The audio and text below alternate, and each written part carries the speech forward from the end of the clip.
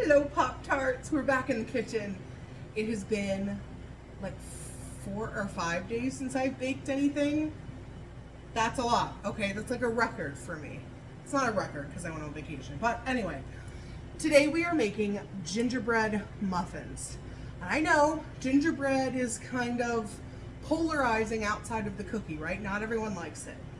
And they're not a huge seller at the bakery, but I like making them, and there are some people who like gingerbread loaves and gingerbread muffins.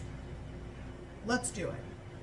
Now remember, I'm making a bigger batch than you, but I'm going to say and put your ingredients here on the screen.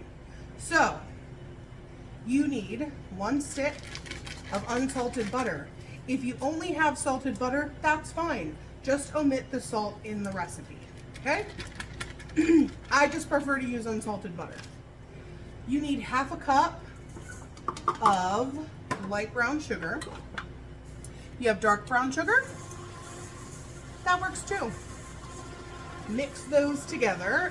Now we're going to add 1 egg into the mix. We are now going to add half a teaspoon of salt, a teaspoon and a half of baking soda, a teaspoon and a half of gingerbread spice mix. If you don't have a gingerbread spice mix, honestly pick one up. It's super easy rather than going through all the spices, but you can do whatever combination you would like of cinnamon, nutmeg, clove, ginger, obviously. I add a little bit of extra clove for a little bit more bite because I feel like the muffin can handle it, and I add a little bit more cinnamon outside of just the mix.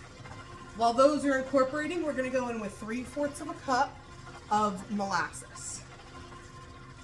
Okay. Little tip, give your measuring cup or whatever you're using for your molasses just a quick spray of cooking spray, and that is going to help everything slide right out so that you're not waiting forever. Plus, we're going to use this measuring cup again for other things, so we'll get every little bit of molasses in there. All right, next you need half a cup of sour cream, or if you have plain Greek yogurt, that's fine too. Whichever one you have on hand. I'm always making a lot of cheesecakes, so I always have sour cream. But I get that not everyone has that much sour cream just in their house. So yogurt works great too. They're interchangeable. Know that on any recipe, except for cheesecakes, on any like muffin recipe or cake recipe where it calls for sour cream, especially bundt cakes as well, you can just sub in plain yogurt. I recommend plain Greek yogurt. Flour wise, we need 2 2/3 cups of flour. We're going to put all that in, and then we have one more ingredient to add. At this point, your muffin batter is looking really thick. You will need half a cup of milk, whatever kind you have on hand. Pour that in slowly while it continues to mix. Like I said, we're going to get all that leftover molasses. No flavor left behind. Give that a good mix until it comes together, and then you are ready for the muffin pans. If you are doing them in standard like cupcake muffin size, you'll get like 12 to 15. If you are doing them in like Panera bakery style muffin pans, which is what I call my megas, you're gonna get about 6. So gauge accordingly. Oh, this beautiful like caramel color.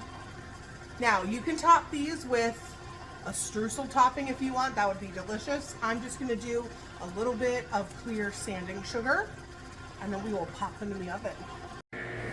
All right, these beauties baked for 5 minutes at 375, then turn your oven down to 350 and bake for another 23 minutes.